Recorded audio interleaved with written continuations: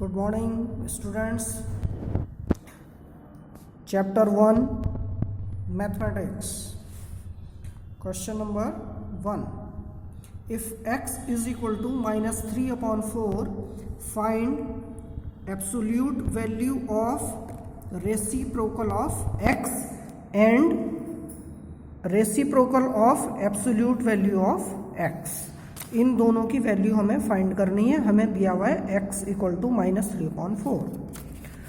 तो देखिए ये जो है लिखा हुआ है हमारे सामने, इसका अर्थ है कि x के रेसिप्रोकल की एब्सोल्यूट वैल्यू हमें फाइंड करनी है.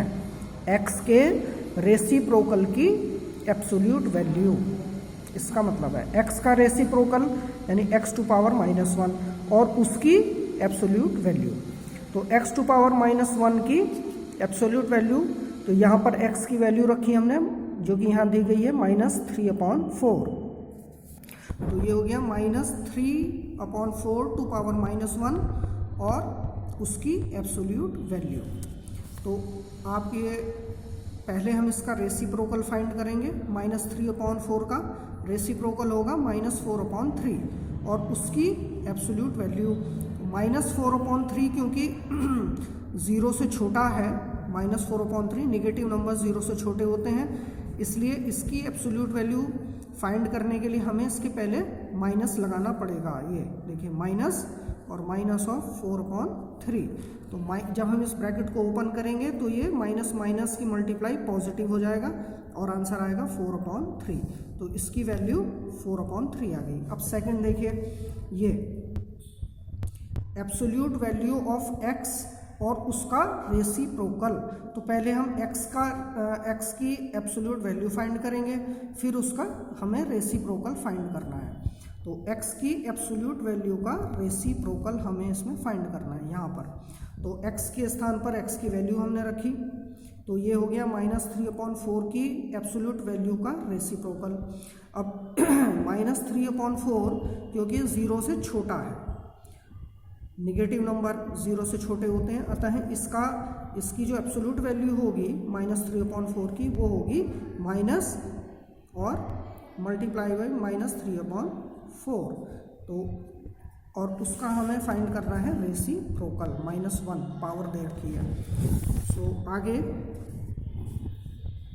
इसकी वैल्यू हो जाएगी ये 3/4. ये 3/4 कहाँ से आया?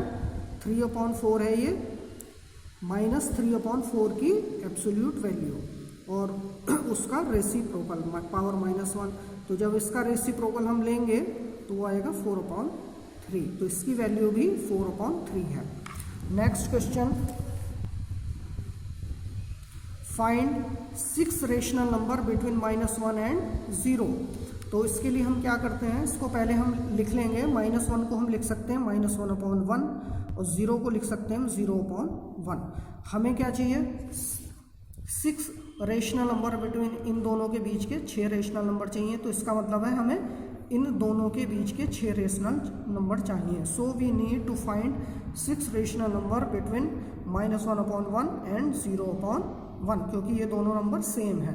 ये इसके बराबर है, ये इसके बराबर है.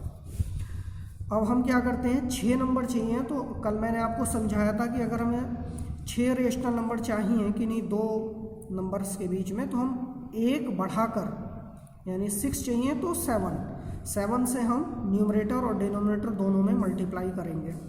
तो ये वैल्यू हो जाएगा -7/7 और इसको जब हम न्यूमरेटर और डिनोमिनेटर में 7 से मल्टीप्लाई करेंगे तो ये रहेगा 0/7.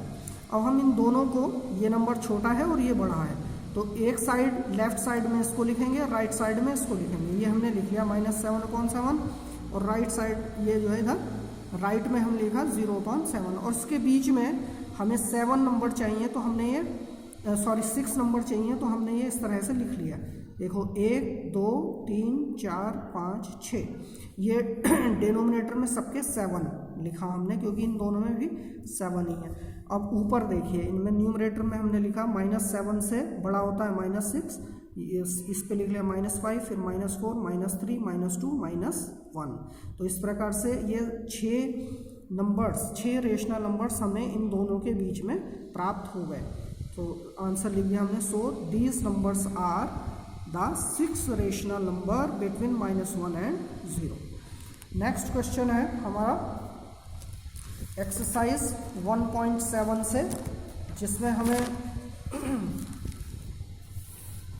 फाइंड करना है कि कितने कप वाटर, 20 कप चाय बनाने के लिए कितना वाटर हमें चाहिए।